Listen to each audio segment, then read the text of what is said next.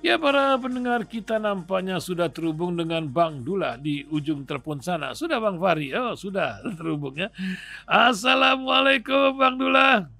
Halo. Wabarakatuh, Mas Wah, Ihsan. alhamdulillah. Ya, Bagaimana Bang Dula? Dingin-dingin sedap hari ini ya. Di mana? Depok atau di mana Bang Dula nih hari di ini? Depok, Di Depok ya. Depok Wah, hari ini. mantap. Ya, Bang Dullah, ini apa ya? Banyak isu yang warawiri nih masalah keadaan koruptor yang katanya dari Mesir macam main kerambol ya antara Pak Prabowo dengan Yusril sehingga dia mengatakan koruptor bisa dimaafkan asal bla bla bla. Mantas Bang Yusril di sini menyambut lagi bla bla bla bla. Nah, tapi saya juga tadi baca ini kalau di Cina lain lagi ya, maaf tapi door dulu ya, macam begitu supaya ada efek jera. Itu yang terjadi di sana. Dan isu lain Bang Dula tentang Firly. Oh, Firly ini nampaknya menjadi special person karena tak ada kelanjutan Alkisah ini. Bagaimana pula kisah ini selanjutnya dan tentang apa lagi Bang Dula ya? Koruptor dan pengembalian yang dicuri ini mungkin menjadi sorotan awal kisah kita pagi ini. Dan juga bisakah diberikan tobat? Nah, silakan Bang Dula, bagaimana kisah isu pagi ini? Tafadhol Ustaz. ya, baik. Para pendengar Radio Rasil pada Jumat Berkah ini, yang pertama saya memperhatikan bahwa dari dulu Prabowo itu mempunyai semangat yang berkobar-kobar, baik dalam pidato, ucapan maupun tindakan. Tapi beliau tidak terlalu menguasai masalah perundang-undangan atau ketentuan-ketentuan yang ada di dalam negara Indonesia. Meskipun beliau lebih baik dari Jokowi, kalau Jokowi memang betul-betul nekat, mungkin tahu undang-undang tapi dilabrak saja. Nah, kalau saya perhatikan Prabowo ini sepertinya kurang memahami undang-undang ketika bicara. Misalnya soal korupsi, tidak bisa dengan alasan mengembalikan uang yang dikorupsi kemudian dimaafkan, nggak bisa. Karena itulah perbedaan antara korupsi dengan pidana umum.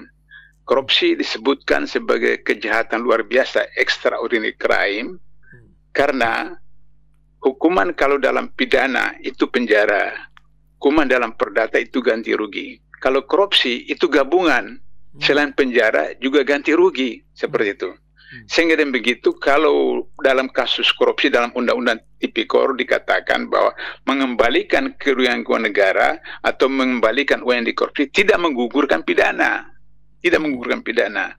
Jadi oleh karena itu, maka apa yang dilakukan oleh Prabowo itu sudah termasuk dalam percobaan tindak pidana korupsi. Sehingga KPK bisa memproses Prabowo. Karena pernyataan Prabowo itu sudah melanggar Undang-Undang Tindak Pidana Korupsi termasuk kategori percobaan korupsi seperti itu. Nah, saya khawatir Prabowo karena bersemangat tidak paham tentang undang-undang korupsi seperti itu. Nah, oleh karena itu maka kalau Yusril mengatakan bahwa Presiden mempunyai beberapa hak-hak istimewa, memberi amnesti, abolisi dan seterusnya, itu benar. Tapi tidak berarti bahwa kemudian melanggar undang-undang yang ada. Nah, oleh karena itu maka kalau Prabowo mau melakukan amnesti atau abolisi, dia harus menerbitkan Perpu dulu untuk merevisi atau membenarkan apa undang-undang yang ada, khususnya undang-undang tindak pidana korupsi, undang-undang kemudian KPK dan seterusnya. Sehingga dengan begitu ketika beliau melahirkan atau menerbitkan amnesti atau abolisi tidak bertentangan dengan peraturan undang-undang yang ada. Jika tidak, maka kemudian Prabowo terjebak dalam tindak pidana korupsi yang baru karena pasal 2, pasal 3 Undang-Undang Tindak Pidana Korupsi itu disebutkan tindak melakukan hukum, atau pasal 3 menyalahgunakan jabatan wewenang yang merugikan keuangan negara dipenjarakan bla bla bla bla. Jadi saya kasihan kalau Prabowo nanti itu tidak mendapat input dari orang-orang sekitarnya, karena orang-orang sekitarnya terlibat korupsi. Jadi saya memang geli kalau saya geli kalau melihat pidato Prabowo bahwa saya nanti kepada teman-teman yang pernah mencuri atau apa sebagai belakang. Nah, dari 100 orang menterinya itu berapa orang koruptor? Menkonya semua itu orang yang bermasalah. Seperti itu. Jadi Prabowo harus bersihkan dulu dirinya, bersihkan dulu kabinetnya, seperti itu. Nah, ini yang saya kasihan kalau misalnya Prabowo kemudian bersemangat tapi tidak memahami konteks persoalan. Misalnya korupsi itu kan ada yang disebut dengan korupsi politik, korupsi material, korupsi intelektual.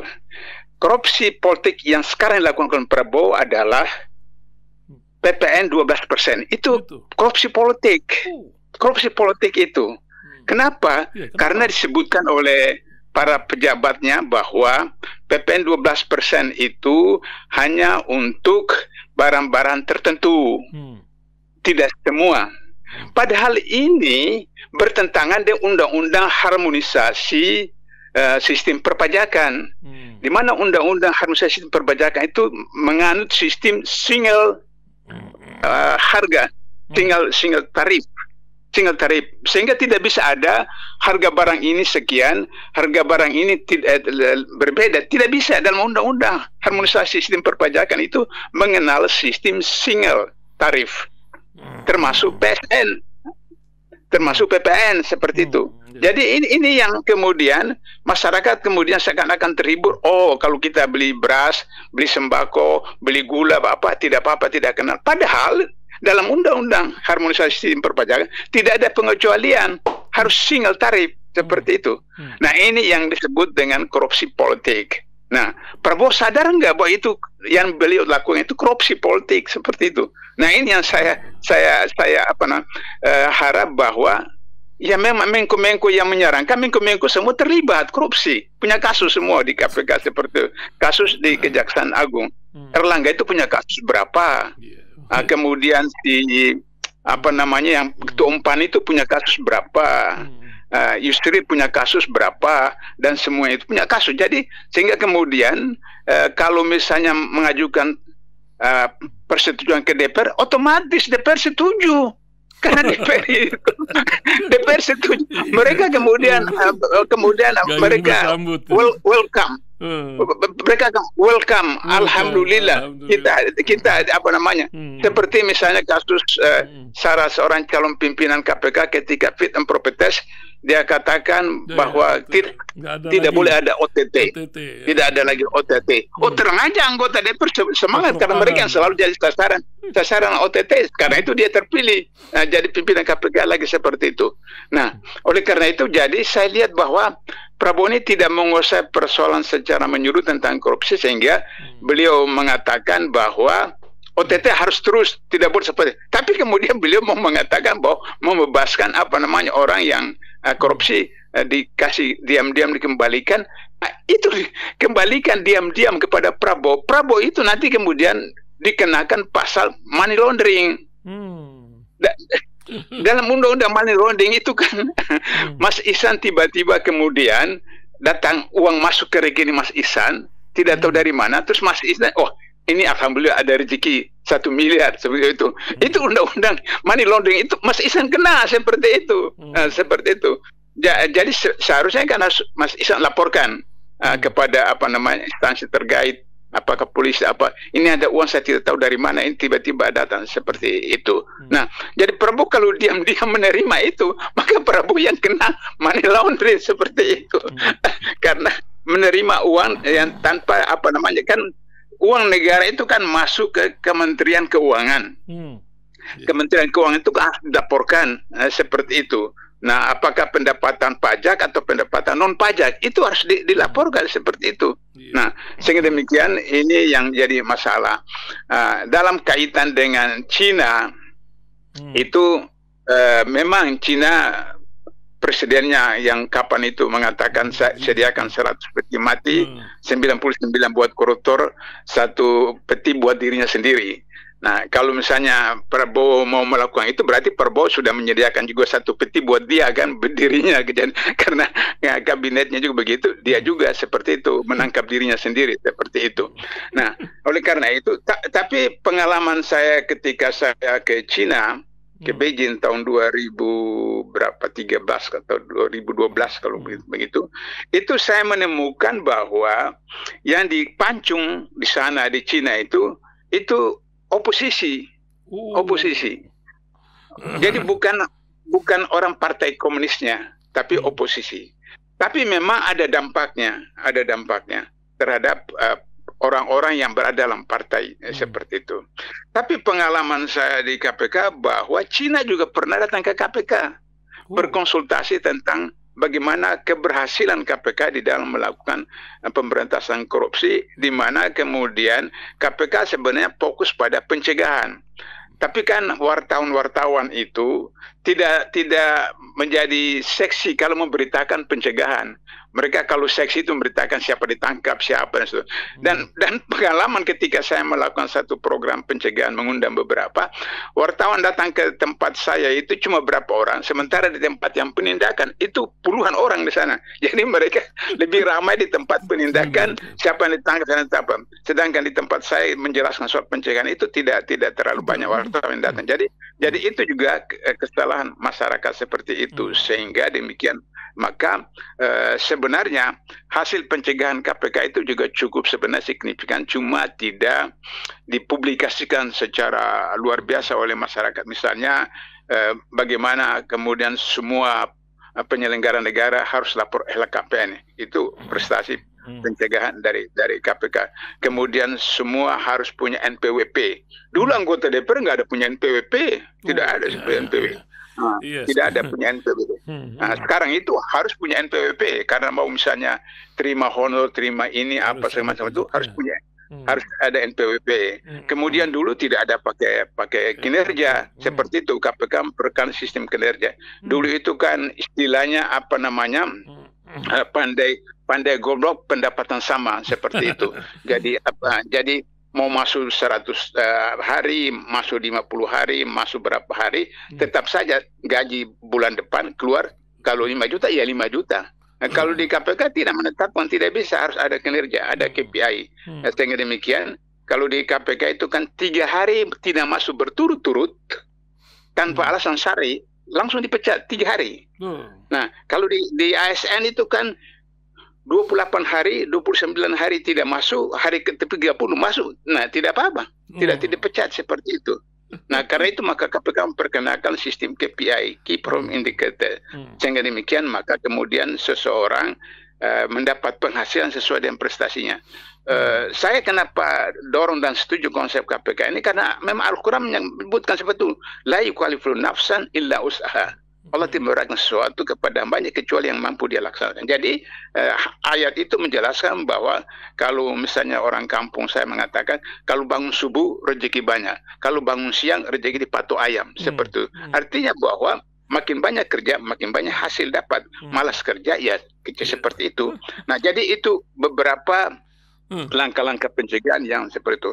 Tapi kemudian karena KPK menangkap ketua DPR, KPK dapat ketua MK, KPK tangkap besan presiden, KPK tangkap puluhan kepala daerah, gubernur, bupati, wali kota, DPR, maka kemudian terjadi suatu kesadaran dari mereka, wah ini kalau KPK dibiarkan terus kita bisa habis seperti ini. Sementara 49% anggota DPR itu kan pengusaha. Sehingga orientasinya kan orientasi bisnis seperti itu. Maka kemudian kalau ini diteruskan, kemudian bisa ganggu yang lain. Nah, itulah sebabnya ada cicak buah jilid 1, cicak buah jilid 2 dan seterusnya. Dan itulah kemudian ketika Anies jadi gubernur kemudian membatalkan di Tanjung Priok reklamasi, maka kemudian itu berapa triliun kerugian mereka, karena itu Anies harus dibabat terus, baik presiden maupun gubernur babat seperti itu. Nah, itu persoalan yang hari ini kita hadapinya, Mas Ican. Ya, ini ada person-person luar biasa seperti Firly Bahuri yang menjadi sorotan. Hari ini juga ada ini Budi Ari yang kemarin dipanggil oleh Polda, ya. Nampaknya ada perbedaan statement. Tapi tentang Firly Bahuri, kenapa bisa demikian, Bang Lula, ya? Ya, jadi memang saya lihat bahwa kalau nanti perceraian antara Megawati dengan Jokowi itu murni, jadi talak 3 misalnya, kalau betul talak 3, maka kemudian sekjen PDIP akan ditangkap. kalau talak 3. Tapi kalau misalnya masih baru talak 2 seperti itu, maka kemudian Hasto tidak ditangkap, Firly juga tidak ditangkap seperti itu. Karena ini kan saling berhubung kait seperti itu. Jadi kalau misalnya Harun Masiku Hasto juga timbul ditangkap, tenggelam ya begitu ya. Harun Masiku juga timbul tenggelam. Jadi kalau Hasto ditangkap, kemudian dia di pengadilan, dia bongkar semua kasus-kasus korupsinya Jokowi, kasus apa segala macam seperti itu juga problem. Sehingga saya belum yakin betul bahwa ini talak 3 seperti itu antara Megawati dengan Jokowi. Saya pikir mungkin talak 2 begitu, sehingga karena talak 2 masih bisa rujuk seperti itu. Nah, itu bisa dilihat dari pernyataan Jokowi ketika ditanya wartawan bagaimana sikapnya tentang putusan PDIP memecat beliau keanggotanya. Dia katakan bahwa ya saya tidak ada pada posisi menyatakan apa seperti, dan saya menghargai itu dan biarlah sejarah yang membuktikan. Pernyataan-pernyataan itu menunjukkan bahwa beliau masih mengharapkan ada rujukan dengan Megawati seperti itu. Karena antara Jokowi dengan Megawati kan saling menyandera kan, saling menyandera seperti itu. Sehingga Firly seperti begitu. Jadi Firly ketika ditetapkan tersangka oleh Polda Jaya, Karyoto, ini kan saya dan teman-teman alumni KPK kan sudah dorong berapa kali untuk supaya Karyoto ditangkap itu Firly. Tapi Karyoto itu punya kasus ketika jadi Polda di Jogja seperti itu. Jadi ini juga saling menyanderakan seperti itu.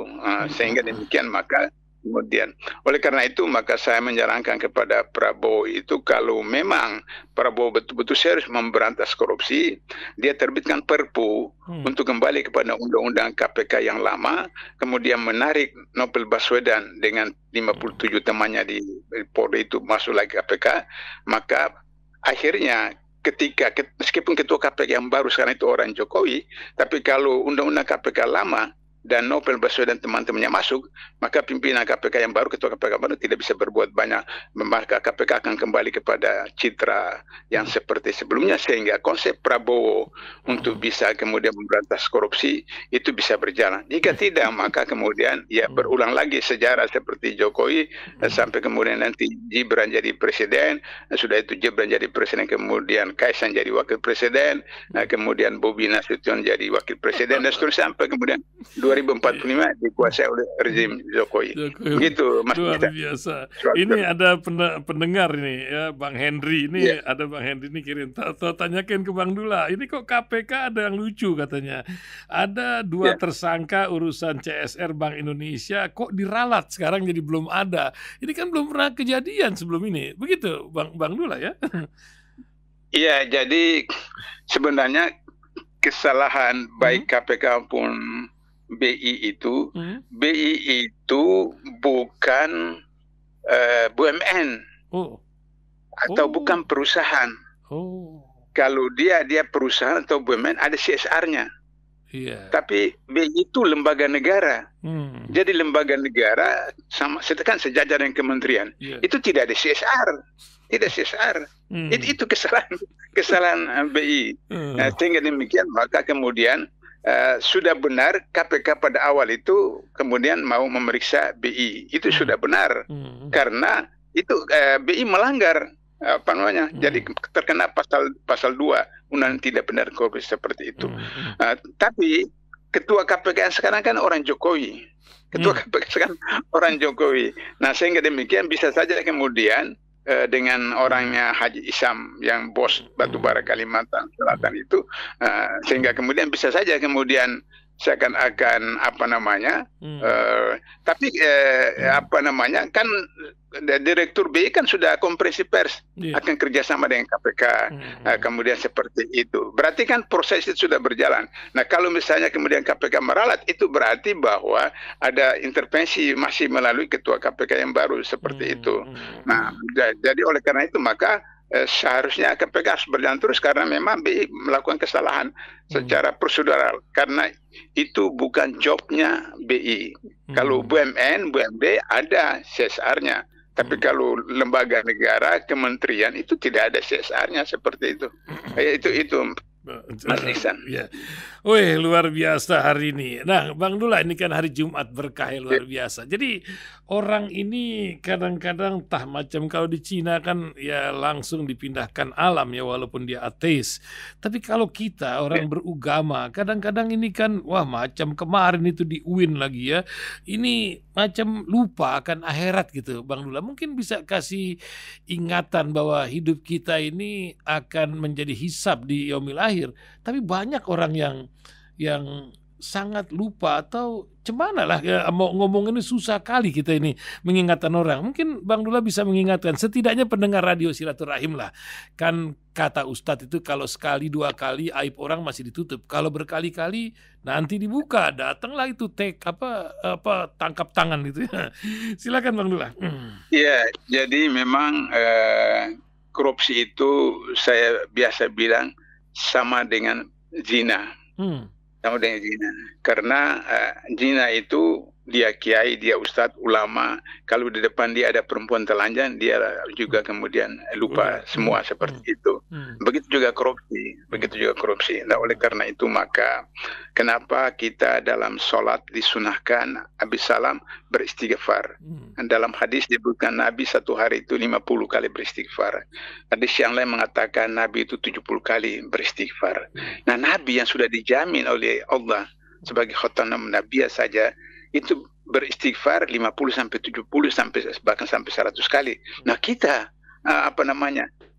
bagaimana bisa kemudian kita tidak melakukan hal yang sama itu? Oleh karena itu maka dalam Islam itu manajemen sholat itu luar biasa, Mas Ihsan.